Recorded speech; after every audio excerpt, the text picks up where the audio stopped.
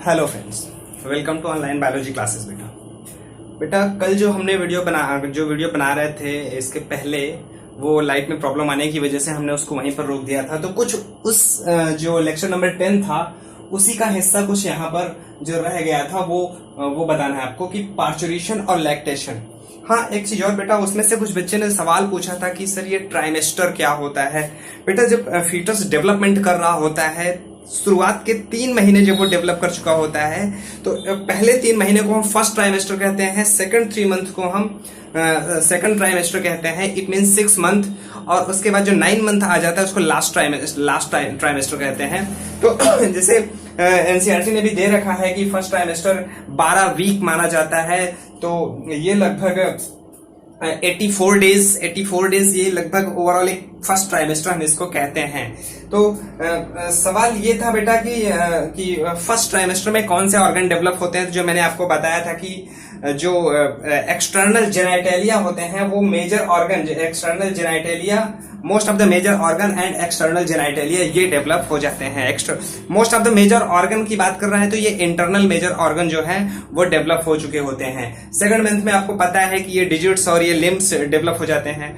और second trimester की अगर बात करें तो इट मीन्स 24 वीक की बता रहा है यहाँ पर। उसमें हमने आपको बताया था कि सेकंड ट्राइमेस्टर में इट मीन्स 6 मंथ की ये बात कर रहा है ऑन एवरेज। 6 मंथ में क्या होता है कि ये body covered with fine hair, eye lashes, eyebrow, eye lashes, these are developed. ठीक है, ये था आपका क्वेश्चन जो यहाँ पर ये ट्राइमेस्टर, इससे कंफ्यूज मत होना। ठीक है, ये ट्राइमेस्टर का मतलब होता है कि 3 मंथ। ठीक है ना, तो शुरुआत का पहले 3 महीने फर्स्ट ट्राइमेस्टर, उसके बाद 3 महीने के बाद यानी 6 महीने तक वो सेकंड ट्राइमेस्टर कहलाता है। ठीक, चलो आओ आते हैं हम लोग पार्चुरेशन को समझते हैं कि पार्चुरेशन क्या चीज है। आपको पता है बेटा कि जैसे यहाँ पर साफ साफ एनसीईआरटी ने भी लिखा है कि the average duration of human pregnancy is about 9 month which is called gestation period. हाँ, सबसे पहले तो ये जेस्टेशन पीरियड होता क्या चीज है बेटा, ठीक है ना। जेस्टेशन पीरियड बेटा इम्प्लांटेशन से लेकर के, ठीक है ना, इम्प्लांटेशन से लेकर के पार्चुरेशन तक, पार्चुरेशन मतलब डिलीवरी टाइम तक, पार्चुरेशन इम्प्लांटेशन से पार्चुरेशन के बीच का जो टाइम होता है जिसमें फीटस का डेवलपमेंट होता है, उसी को हम बेटा क्या कहते हैं, उसी को हम जेस्टेशन पीरियड कहते हैं। ठीक है ना, ये जेस्टेशन पीरियड आता है। डिफरेंट ऑर्गेनिजम्स में, अलग अलग जीवों में ये जेस्टेशन पीरियड अलग अलग हो सकता है, लेकिन ह्यूमन में ऑन एवरेज 9 मंथ माना जाता है। ठीक है, अब एक बार अगर बच्चा जब पूरी तरीके से, हाँ अब आगे बढ़ते हैं हम लोग। बच्चा जब पूरी तरीके से जब वो डेवलप हो जाता है, मैच्योर हो जाता है, तो उसको अब क्या होता है, उसकी डिलीवरी होनी जरूरी होती है बेटा, कि वो बच्चा आगे अब वो डिलीवर हो। तो जो डायरेक्टली आप सीधा कह सकते हैं कि मैच्योर फीटस की डिलीवरी होना चाइल्ड बर्थ कहलाता है। ठीक है ना, मैच्योर फीटस का डिलीवरी होना वो चाइल्ड बर्थ कहलाता है। उसको हम क्या कहते हैं बेटा, उसी को हम पार्चुरेशन कहते हैं। ठीक है ना, यानी सीधा चाइल्ड बर्थ ही पार्चुरेशन है, जिसको हिंदी में प्रसव कहा जाता है। ठीक है, याद रखिएगा इसको। अब देखो, अब यहाँ पर अगली लाइन लिखा है कि parturition induced by a complex neuroendocrine mechanism. ये पार्चुरेशन कैसे ये इंड्यूस किया जाता है, बात को समझिएगा कि बेटा पार्चुरेशन कैसे इंड्यूस किया जाता है। हमने आपको बताया था कि प्रेगनेंसी के लेटर फेज में ओवरी से एक विशेष हार्मोन निकलता है जिसको रिलैक्सिन कहते हैं। ठीक है ना बेटा, ये रिलैक्सिन होता है। अब जो यहाँ पर बेटा जो ओवरी होती है, ठीक है ना, माफ कीजिएगा, जो यूट्रस होता है, यूट्रस, यहाँ पर जो यूट्रस में यहाँ पर जो फीटस डेवलप हो रहा होता है, ये यहाँ पर क्या है आपकी, यहाँ पर ओवरी होता है। इस ओवरी के हार्मोन से इसमें जो रिलैक्सिन ओवरी का जो ये हार्मोन, रिलैक्सिंग हार्मोन है, जो लेटर फेज ऑफ प्रेगनेंसी में सिक्रीट हो रहा है, इस यूट्राइन वाल्व को कॉन्ट्रैक्ट करता है। इस यूट्राइन वाल्व को कॉन्ट्रैक्ट करने की वजह से एक न्यूरोनल सिग्नल जाता है। ठीक है ना, एक न्यूरोनल सिग्नल जाता है बेटा। ठीक है, न्यूरोनल सिग्नल, ये सिग्नल आप इलेक्ट्रिकल सिग्नल भी कह सकते हैं। न्यूरॉन के थ्रू सिग्नल जाता है, किसके पास जाएगा बेटा, हाइपोथैलेमस के पास न्यूरोनल सिग्नल जाता है। वहां पर ये सिग्नल पहुंचते ही हाइपोथैलेमस बेटा एक हार्मोन सिक्रीट करता है जिसका नाम होता है बेटा ऑक्सीटोसिन, ठीक है ना, ऑक्सीटोसिन। ये ऑक्सीटोसिन हार्मोन प्रोड्यूस कौन करता है, बात को समझ, थोड़ा सा कंफ्यूजन है यहाँ पर। हाइपोथैलेमस ऑक्सीटोसिन को प्रोड्यूस करता है, सिक्रीट करता है पोस्टीरियर पिट्यूटरी, ठीक है बेटा। कहने का मतलब यह है कि हाइपोथैलेमस हार्मोन जो होता है ऑक्सीटोसिन हार्मोन को प्रोड्यूस करता है और सिक्रीट करता है पोस्टीरियर पिट्यूटरी। अब पोस्टीरियर पिट्यूटरी और हाइपोथैलेमस के बीच का जो कनेक्शन होता है एक न्यूरॉन के द्वारा बेटा, उसको आप न्यूरोहाइपोफाइसिस कहते हैं। वो आप 11th में पढ़ चुके हैं, क्योंकि यहाँ पर दो न्यूरॉन होता है, एडेनोहाइपोफाइसिस जो इंटीरियर पिट्यूटरी और हाइपोथैलेमस से कनेक्टेड होता है, और जो पोस्टीरियर पिट्यूटरी और हाइपोथैलेमस से जो कनेक्ट करता है वो होता है न्यूरोहाइपोफाइसिस। याद रखिएगा बेटा, वो आपको 11th में आपको पता ही है, ठीक है। तो यहां से इस कॉन्ट्रैक्शन की वजह से जो इंपल्स हाइपोथैलेमस के पास गया, ये हाइपोथैलेमस एक ऑक्सीटोसिन हार्मोन को प्रोड्यूस किया। ये ऑक्सीटोसिन हार्मोन एक ट्यूब के थ्रू किसके पास आया, इस पिट्यूटरी के पास आया। ये कौन सा पार्ट है, पोस्टीरियर पिट्यूटरी की मैं बात कर रहा हूं बेटा, ठीक है ना, पोस्टीरियर पिट्यूटरी, ठीक है, पोस्टीरियर पिट्यूटरी। जो पिट्यूटरी के दो पार्ट होते हैं, एक होता है एंटीरियर पिट्यूटरी, एक होता है पोस्टीरियर पिट्यूटरी। एंटीरियर पिट्यूटरी से तो मोस्ट ऑफ द हार्मोन्स निकलते हैं, आपने पीआरएच जीएनआरएच ये सब देखा ही है, उसमें कौन कौन से हार्मोन निकलते हैं। लेकिन पोस्टीरियर पिट्यूटरी भी हार्मोन्स को सिक्रीट करता है, जनरली दो हार्मोन सिक्रीट करता है, एक है ऑक्सीटोसिन और एक है एडीएच, जिसे एंटी डायूरेटिक हार्मोन कहते हैं। या आगे आप पढ़ लोगे, ठीक है ना, हमने आपको एक्सक्रीशन में इसका रोल भी पढ़ाया हुआ है। तो अभी हम सिर्फ ऑक्सीटोसिन की चर्चा करेंगे। तो हाइपोथैलेमस से निकला ऑक्सीटोसिन, यहां पर आया, पिट्यूटरी के पास आया, पिट्यूटरी ने इसको सिक्रीट किया। ये हार्मोन्स पिट्यूटरी पे आने के बाद, ठीक है ना, पिट्यूटरी पे आने के बाद ये एक्ट करता है किस पर जाकर के, ये एक्ट करता है सीधे सीधे आकर के इस पे जो यूट्राइन मसल्स होती हैं, ठीक है ना, इन यूट्राइन मसल्स पे आकर के एक्ट करता है, जिससे कॉन्ट्रैक्शन और ज्यादा बढ़ने लगता है। कॉन्ट्रैक्शन थोड़ा सा और ज्यादा बढ़ा, तो थोड़ा सा जैसे कॉन्ट्रैक्शन और अधिक बढ़ेगा, तुरंत और तेज सिग्नल जो है हाइपोथैलेमस के पास जाएगा। हाइपोथैलेमस अब रीड कर लेता है कि अत्यधिक कॉन्ट्रैक्शन हो रहा है, इसका मतलब कि मैच्योर बेबी हो चुका है और अधिक ऑक्सीटोसिन की रिक्वायरमेंट है, जिससे कॉन्ट्रैक्शन और अधिक हो, जिससे बच्चा वो आगे बढ़ सके, ठीक है ना, बच्चा जो आगे बढ़ सके। जो ये कॉन्ट्रैक्शन हो रहा है बेटा, इसी को फीटल इजेक्शन रिफ्लेक्स कहते हैं। एक रिफ्लेक्स एक्शन होता है फीटल इजेक्शन रिफ्लेक्स, ठीक है ना, ये फीटल इजेक्शन रिफ्लेक्स भी याद रखिएगा। इसके मस्कुलर कॉन्ट्रैक्शन को ही हम फीटल इजेक्शन रिफ्लेक्स कहते हैं, ठीक है। तो अब दोबारा कॉन्ट्रैक्शन हुआ, दोबारा सिग्नल गया, अब सिग्नल हाइपोथैलेमस के पास गया, उसने और ऑक्सीटोसिन हार्मोन निकाला। तो ये कंटिन्यूअस प्रोसेस चलते रहने के कारण ये कॉन्ट्रैक्शन का लेवल जो है स्ट्रॉन्गर टू स्ट्रॉन्गर बढ़ता चला जाता है। जैसे ही कॉन्ट्रैक्शन का लेवल स्ट्रांग हुआ और अधिक स्ट्रांग होगा, तो क्या होता है बेटा, यहां पर वो सर्विक्स होता है, सर्विक्स को आप लोग बर्थ कैनाल कहते हो बेटा, ठीक है ना, बर्थ कैनाल कहते हो। इस बर्थ कैनाल से वो प्लेसेंटा सहित फीटस, ठीक है ना, फीटस के बाद प्लेसेंटा सहित फीटस पहले जो है डिलीवर आउट होता है, उसके बाद जो है प्लेसेंटा भी कुछ समय बाद वो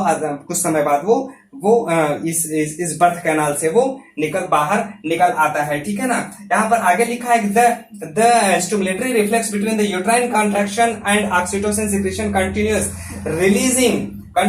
resulting in stronger and stronger contraction. बात तो वही कह रहा है कि भाई अगर इसका कॉन्ट्रैक्शन होता रहेगा और बार बार सिग्नल इसके पास जाता रहेगा और उसके बाद वो हार्मोन्स निकालता रहेगा, तो वो कॉन्ट्रैक्शन जो है स्ट्रॉन्गर और स्ट्रॉन्गर होता चला जाएगा। तो हुआ ना यहाँ पर बेटा, ये न्यूरो हुआ, ये एंडोक्राइन हुआ। तो इसी को बेटा न्यूरो एंडोक्राइन मैकेनिज्म कहते हैं, जो कि पार्चुरेशन में हेल्प करता है। ये जो न्यूरो एंडोक्राइन मैकेनिज्म है, इसका फंडा आपको समझ में आ गया होगा।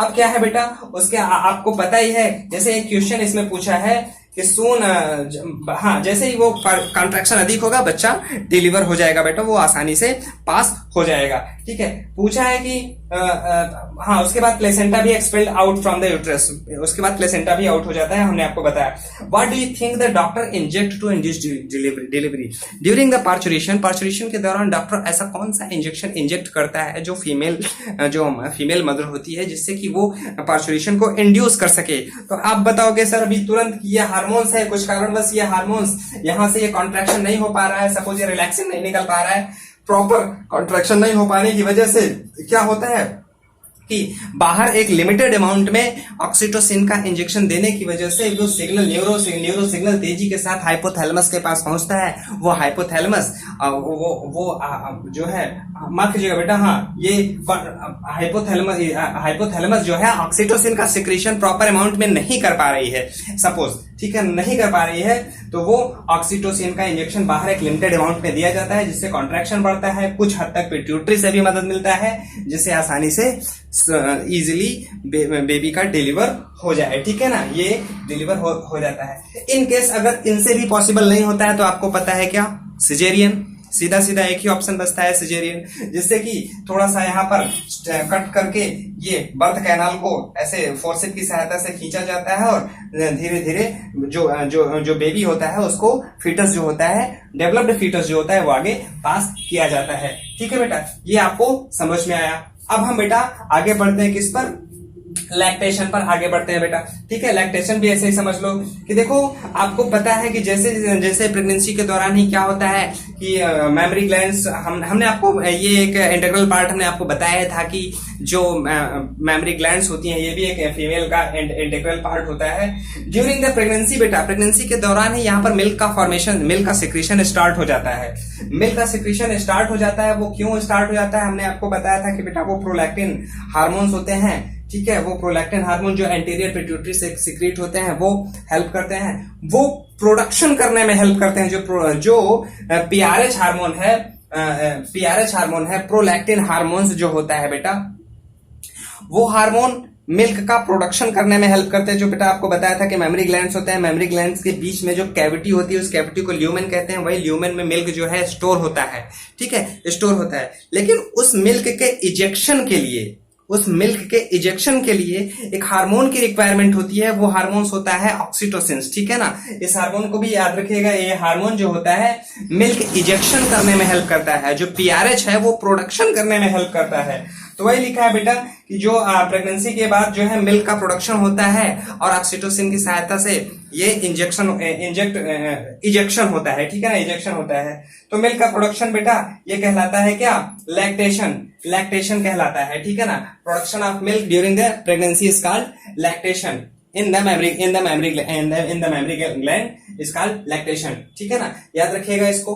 अब सवाल ये है, यहाँ पर लिखा हुआ है कि हाँ ये क्या करता है, आपको पता है कि जो इन्फेंट, जो नवजात शिशु होता है, जो इन्फेंट बेबी होता है, उसको ये ब्रेस्ट फीडिंग करवाते हैं, ठीक है ना, ब्रेस्ट फीडिंग करवाते हैं। जो शुरुआती 2-3 दिन का जो फर्स्ट मिल्क ऑफ मदर जिसको कहते हैं बेटा, फर्स्ट मिल्क ऑफ जो मदर होता है उसमें काफी कोलेस्ट्रॉल और एंटीबॉडीज और कुछ जो ह्यूमन प्रोटीन्स होते हैं उसका अमाउंट बहुत अधिक होता है, जो कोलेस्ट्रॉल होने की वजह से इसका कुछ कलर येलो कलर का दिखाई देता है बेटा, फर्स्ट मिल्क ऑफ मदर, जिसको हम कोलेस्ट्रम कहते हैं बेटा, ठीक है ना, कोलेस्ट्रम कहते हैं, ठीक है ना। ये कोलेस्ट्रम होता है जो शुरुआती कुछ दिन तक का जो लैक्टेशन होता है, मिल्क का प्रोडक्शन होता है, वो कोलेस्ट्रम कहलाता है। कोलेस्ट्रॉल इसमें बहुत अधिक होता है, ठीक है ना। और बेटा जो मिल्क होता है उसमें ह्यूमन प्रोटीन्स तो होता ही है, साथ में एक एंटीबॉडी होती है जिसको IgA कहते हैं, इम्यूनोग्लोबुलिन ए।